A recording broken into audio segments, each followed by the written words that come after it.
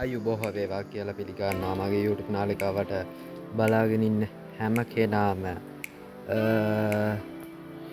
මේ දවස්වල තියෙන්නේ අතිශය දුෂ්කර කාලයක්. එන්නේ ඒ හින්දා අපි එකට එකතු වෙලා මේ තියෙන තත්ත්වයෙන් අපි ගොඩ එමු. ඒක තමයි කියන්න තියෙන්නේ.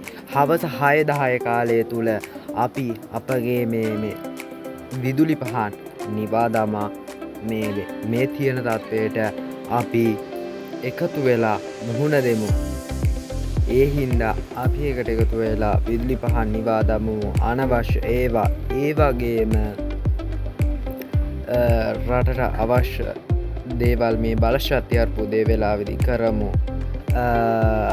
ඒ වගේම සාමාන්‍යයෙන් එළිය වැටෙන වෙලාවෙ විතර එළිය වැටෙන වෙලාවට ලයිට් එක ඔෆ් කරමු.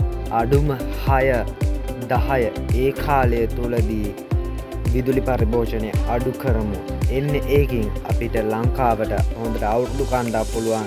ඉස්සරහට සතුටින් ඉන්න පුළුවන්. යම් කිසි ආකාරයකින් බඩු මිල ඉහළ යයි තමයි. හැබැයි ඒ වුණාට අපි කල්පනා කරලා අපේ රට ගොඩ ගන්නට ඕනි.